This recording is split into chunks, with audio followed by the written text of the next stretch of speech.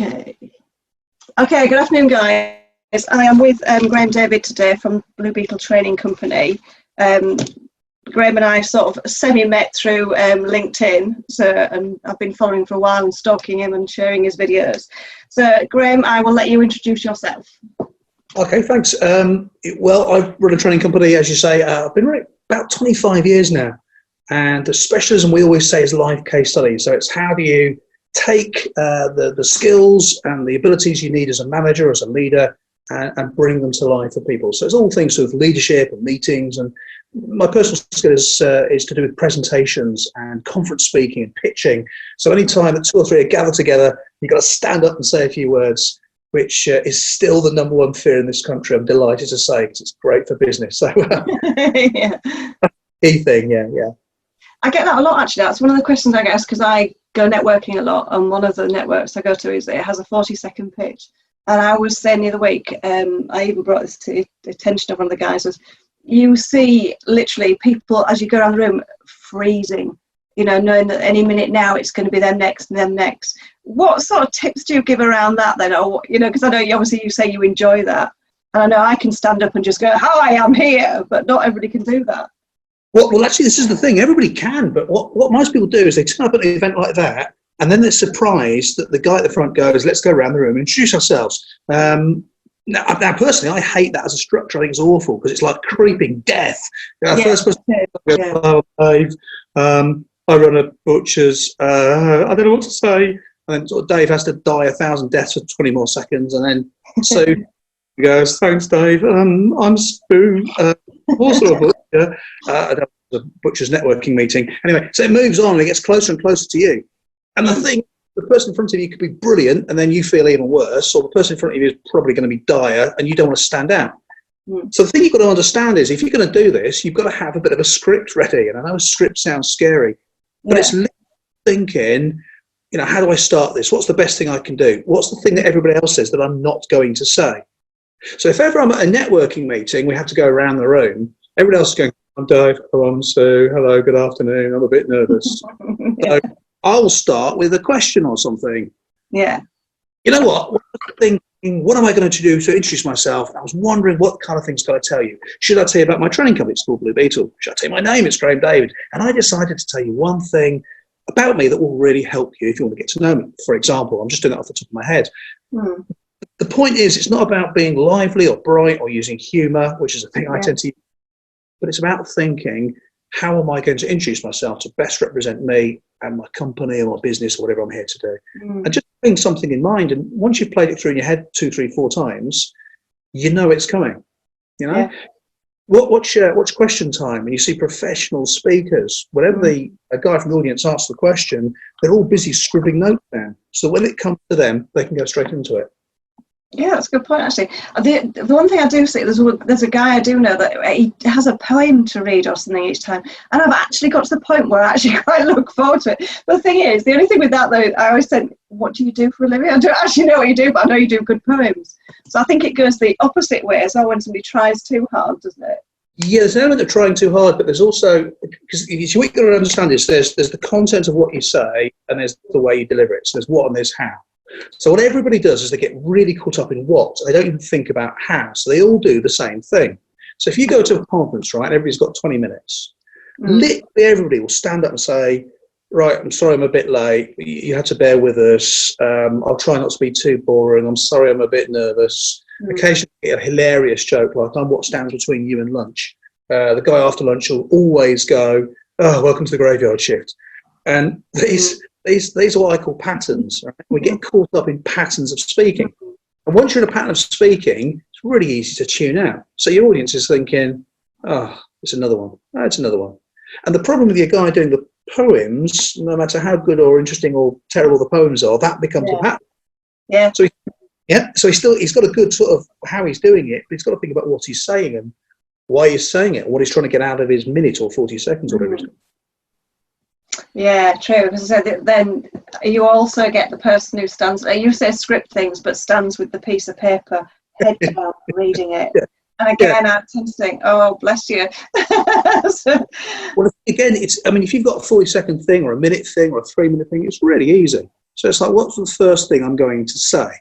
And that's the thing you've got to practice, because nobody does practice that, right? As recently as last week, I was working with a team who pitch all the time. So there's 16, 17 professionals in the room. I said, let's ask you all of this. What are the first words out of your mouth when you're in the pitch room? And not one of the people in that room who pitch every week could tell you. But those first few words are the key bits. Those are the bits that people go, all right, I'm going to listen to this. And if you watch one of your networks and you watch it go around the room, you'll notice that nobody's really listening, because they're all thinking, what am I? Yeah. Now, if you've got a couple of lines there, you've got, right, what am I going to say at the start? And then going to have, what are the 3 things I can do to help you? Or what am I looking for today? Or whatever it's going to be. And then your outro. And that's it. It's as simple as that. Standing there reading, kiss of death, isn't it?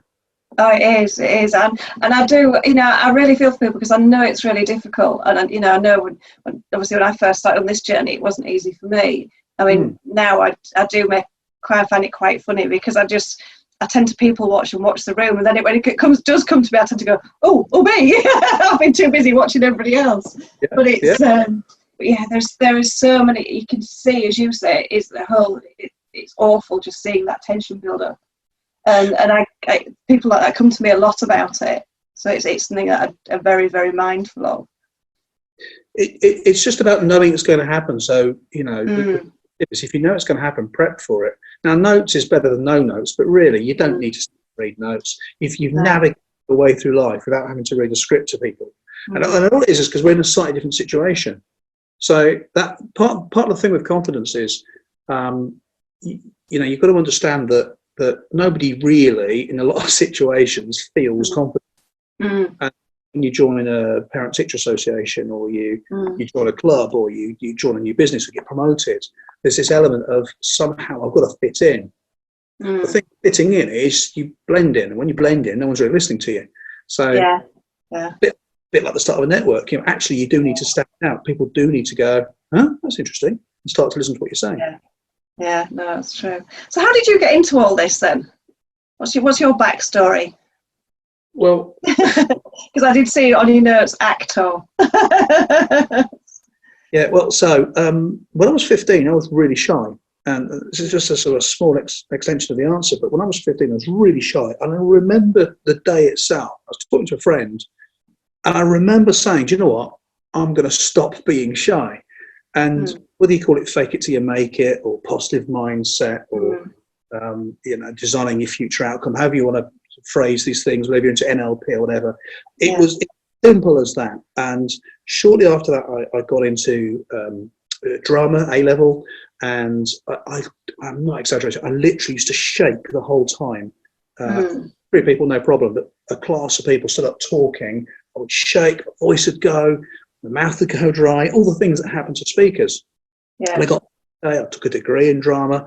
I spent a number of years doing like all the rubbish jobs actors always do. So I did toured prisons at one point, active audience. I did a load of adverts, terrible adverts. Anyone that we might remember? No. None that you're telling us. You weren't the Milky Bar kid then.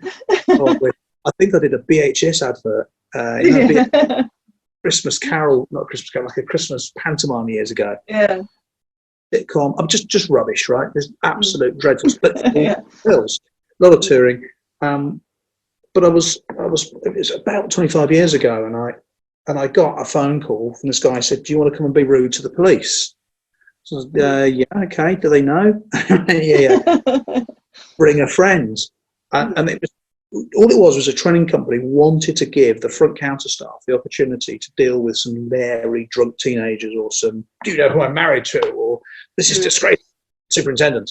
And it was like the early form of role play, and we did that rather than delegates having to do that. And I quickly realised the training company didn't really know what they were doing, well, at all actually, but let alone anything to do with drama.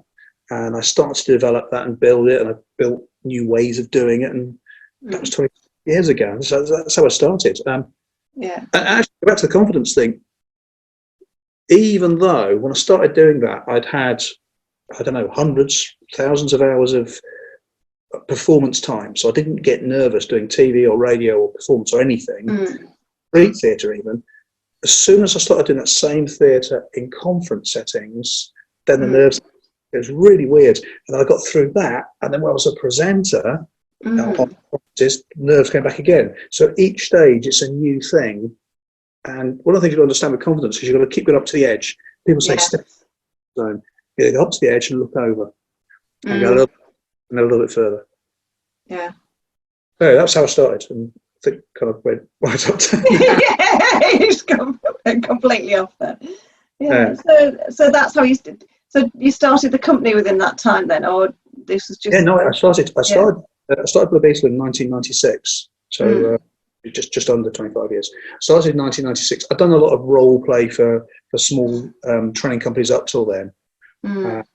But initially it was really rudimentary. It was, I know 96, 97, 98, we did a lot of assertiveness courses. I don't know what's happening. So everybody was going, but the trainer would do some theory or some model or whatever, and then we would do some a mini bit of theatre in front of the delegates to try and bring that bit to life. Work with the delegates, and we would be, their boss or their co-worker or whatever else. And for them, the practice was, could they use the skills with a character? So that's how it started. It's been all over Europe, all over America, different countries in Africa. Everywhere. So what's a common theme you see with people then? Because it must be that you see the same thing, besides the sort of thing we talked about earlier where everybody's going to introduce themselves around the table, which we all hate. What else? What other sort of common themes do you see? In terms of confidence? Yeah. It's interesting. One of the things that never really fails to still amaze me is people will say, I'm great at Excel. They will say, I'm great at closing. People will say things like, I'm a real people person. I'm good at getting my team together and leading them. People will never say, I'm a good presenter. So people are a little bit nervous about saying they can stand on stage and hold an audience to the point where the audience want to listen and want to know what's going next. People won't do that. I will, because I'm trying to say to people, this is just a learnable skill like everything else. Yeah. You can learn how to walk on stage. I'm not saying it's going to be easy for everyone, but it's not easy for me to learn Excel, right? First spreadsheet in January of this year. Well done. Had like about 5 cells. But my point is, the analogy is a good one, because that's just a skill like being a presenter or speaking to your team. You've got to do a team briefing for 10 people. For some people, that's terrifying. But it's a skill. You can learn some skills to do that. Another thing I've learned about people is that not only will they not say I'm good at training or good at presenting, they'll also be quite nervous about almost standing out, about being confident. If you're speaking to a room full of people, you're the one person facing the wrong way. Because everyone's looking this way. You might have lights on you. You might have slides behind you. You might have a microphone. You might be introduced. There might be theme music as you come on. You're going to stand out. The point is, you've either got to go, right, I'm going to stand out. How can I make it work the right way? Or be that person people talk about for years and years and years afterwards for all the wrong reasons. Like, one of the things I always say is, because when obviously people get so scared about presenting, and I said, those people in the room have no idea what you're about to say and what. So if you miss a chunk out, they would never know anyway. So, when nerves gets the better of you, don't worry about it, because they don't know what you're going to say anyway, even if you've got slides. Unless you're doing death by PowerPoint where you're just reading the slide, which I hate. I'm going to read these slides to you. A copy of the slides to follow along with your finger. And somebody's going to phone me up and say, actually, I can't make it. Can you email me the slides? I'll email them to you. And if they can get from the presentation, from that email, the same as they could have got from arriving, the bad news is you're redundant right now. You don't need to. It is death by PowerPoint, but it's a really important point. And I think the other point, Sally, beyond what you just said, in terms of people don't know what you're going to say, it's back to that whole thing about what you say and how you say it. And we're caught with so many of us are caught up in the detail of what is being said. I've noticed, you asked me, right, what have I noticed about people? People don't really listen. Right? Yeah. Quite often in a conference setting or a training setting or consultancy even, I'll point out people that are open, and nobody really believes you. Okay, this is a fact. You can try this for yourself.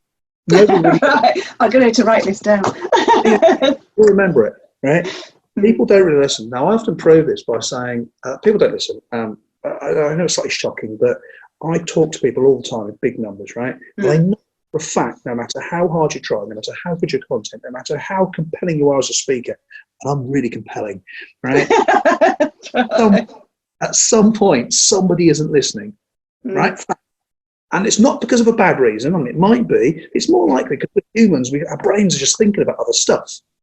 And all the time, we're sort of thinking, oh, that argument I had with my partner this morning, petrol on the way in, because now I've got to do it on the way back. That means I've got to get motorway, or all these things that go through people's minds. And all of a sudden, it's like, oh, yeah, room. So quite often I point out to people, and you sort of seem slightly surprised. So it's not about more and more and more and more complex detail. Engineers don't want to hear this because engineers think detail is the answer to everything. I'm not being rude. I work with engineers a huge amount. But for most audiences, for non-engineering content, actually the way you say it, it's not just important, it's as important as what you say.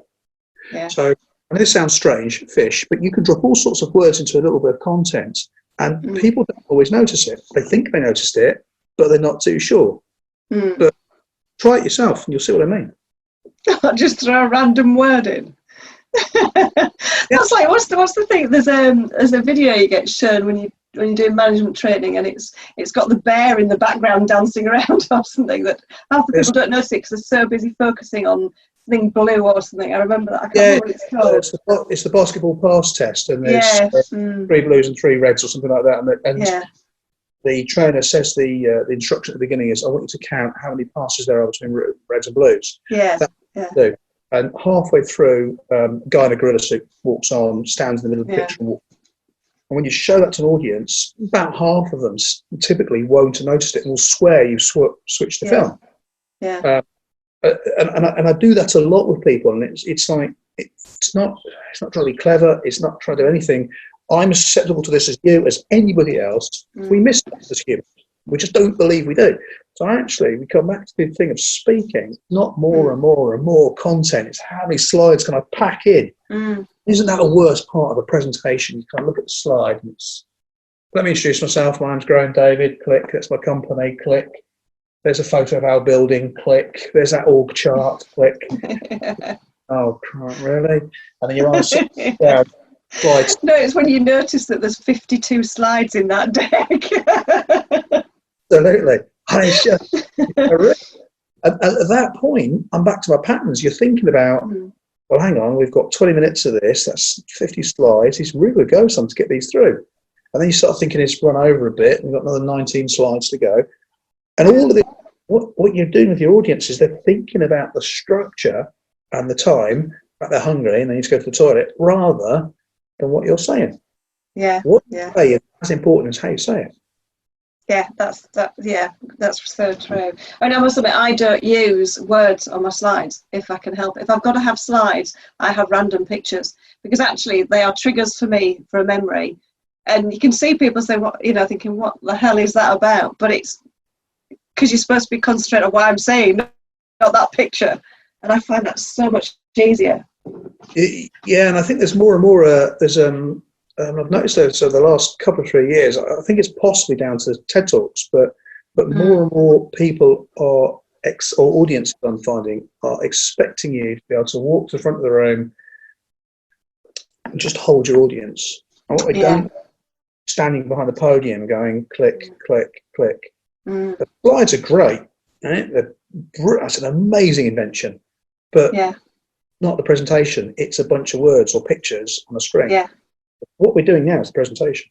Yeah, absolutely. It's so different expectation now as well. But that takes confidence, to your original point. Yeah, it does. And I say I'm always asked about this subject anyway. It's people always say to me, how can you teach me how to do this? How do you do it? But I always say, I do it completely different to how you might do it. But you're right, they are skills that you can learn. And so come on, give me some more tips. because I can use these too. Because one of my big things this year is I want to do a TED Talk. I am on the list. And so it's up there. So tips for presenting, yeah? Yeah, especially with teams. People always ask me about it, presenting to the teams, because I think it's worse when it's somebody you work with and somebody you know, because you think they have a higher expectation of you to be either that all intelligent being that they look up to. So okay, so I'll give you a few ones, and you just stop me when you've had enough, because I can do this for about 5 days back to back non-stop. So no, you've got about another 20 minutes. You're all right. So one of the things to understand is this whole idea about what you say is as important as how you say it, right? So that's a really key one. And it is so key that everybody will sit. You talk to most people, what are you doing? I'm prepping for my presentation. What they mean is they're doing some slides. So, to your point, where you put some pictures up rather than words, or if you really want to go for it, try and ditch the PowerPoint. Now, every single time I say to a client, what would happen if you presented without PowerPoint, right? You don't use PowerPoint Themes, do you? No. All right, so it works. Yeah, but we're expected to do PowerPoint. Yeah. All right, great. Do something that isn't the expectation. I mean, I'll caveat that with a health warning. If your boss is going to fire you, or you're going to get hauled in front of the HRD for not using PowerPoint slides, which, let's be honest, isn't going to happen. But if that is going to happen, use the slides. But start not using slides, because when you start not using slides or using less slides, you don't need to stand here and read the notes, which, by the way, is a pretty terrible excuse that people give for wanting slides. If I get lost, I can look at the slides and see where I am. Terrible. Right. Yeah. You're then able to start thinking about how this comes across. And most of us, because we've got to adulthood and we've navigated all the things that happen as you get older, we're used to talking to people. See, nobody in the history of the world ever walked into a pub, met their friend, partner, loved one, whoever, and said, how's your day been? Oh, let me put some slides up and show you. Yeah, true. Before we go further, let me introduce myself for those of you who don't know me. It's just one of the world. I mean, how many times have you heard people say that for those of you who don't know me? Yeah. Just it's a waste of verbiage. Hi, I'm Graham. Right, here's my slide. Would you ditch the slides? Let me tell you how my holiday was. Yeah. I think a second point is, if you're presenting, and particularly to a team actually, ask more questions. So the standard model is, I'm going to bore you to death with or without slides, and then I'm going to say, are there any questions? The rule is you don't ask any questions. So when I say, are there any questions, there's silence and a tumbleweed drifts by in the background. Because I'm so terrified of silence, because I haven't yet learned that silence is just fab, right? Yeah. And then I will go, are there any questions? Beat pause. I mean, if there are any questions, come and see me, or drop me an email, because I'll be by the coffee machine till about 2. So if not, in other words, I'll keep talking. Yeah. Sometimes people say, are there any questions? And then they say to me, this has never been thought of before. We're thinking of planting a few questions in the audience, just in case, to get things rolling, as though no one's ever thought of that. Doing.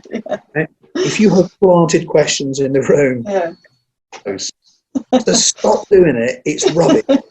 I tell you right now, it's rubbish. It's a stupid way to do it. So here's what I do. Right from the start, I ask the audience questions, and I will sometimes imply questions, and sometimes I will outwardly ask a direct question. So if I'm walking in front of, what was your example? My team meeting, right? Right. What's the biggest threat we've got this week? Might be my first words. Now, you can answer me, or you don't have to answer me. It doesn't actually matter. So if I go, what's the biggest threat we've got this week? And nobody says anything, the trick is to first of all leave it longer than a microsecond, because most people, what's the biggest threat we've got? Because I've got some, you don't need to do that. What's the biggest threat we've got? Slightly awkward pause. Most people will feel compelled to say something. If you get nothing, you then go, that's what I want to focus in on this team meeting. Right, okay. Dave, so Mike, you've got 2 minutes. I want you to come up with 3 things that we could be struggling with this week. Yeah, and then ready to tell me what you've noticed. Go, huh? What do you mean? Normally you just bore us to death with PowerPoint. Yeah, I want you to try this today. Off you go, 2 minutes, get started. You then walk away from the front of the room, sit down with your cup of coffee, and pretend like you're not watching them. Stand at the front of the room, they will look at you. I would do the same if I was in the audience. I'd be looking, thinking, no, you're at the front of the room, you do talking.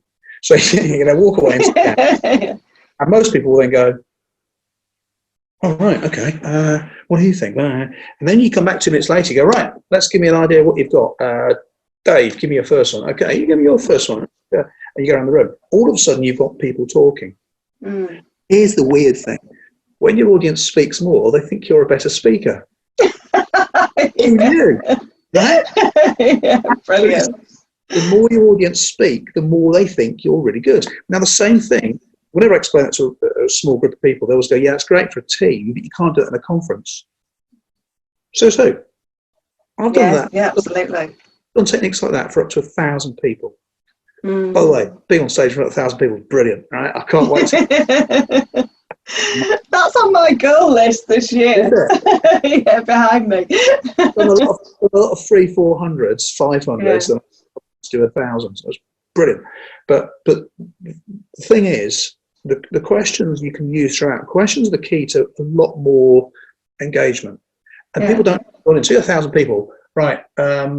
Let me ask you before we get started, if you could do one thing at this conference, what would it be? Now, 1,000 people, you're not likely to get the answers. That's 5 people not getting answers. But you then move on.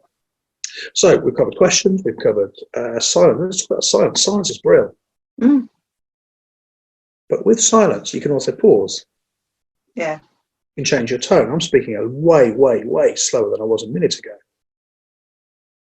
Because I tend to speak quite fast. So if I speak fast all the time, it's really easy for you to get into the pattern of knowing that's how I speak. I don't want you to get into that pattern. I want you to keep going, hang on, I want your brain to keep going, hang on, something's gone wrong again.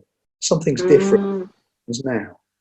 So I've just shifted from 5th gear to 2nd gear. I've dropped my tone, dropped my pace, dropped everything. Now, if I do this too long, we get into that whole kind of snoozy time that you sometimes get. Really, really bad. I had a speaker once who was so bad he fell asleep on the chair. Audience. That's bad. But again, if I do this tone too much, so what you're thinking of constantly is you're sort of monitoring the way you speak. And really, that will even in 5 minutes, if you're doing a pitch for 5 minutes, you can be da da da da da da. Do that for 5 minutes, it's exhausting. Do this for 5 minutes, it's exhausting. So you've got to keep changing and figuring out, which is why I keep coming back to what you say is important, but so is how you say it. You've absolutely got to be able to work on how you say things. Yeah. The way you can do that is to rehearse more. Do you know, I hadn't thought of that because I'm like you. Not only how do I speak fast, I've got a very strong Yorkshire accent, not you might notice.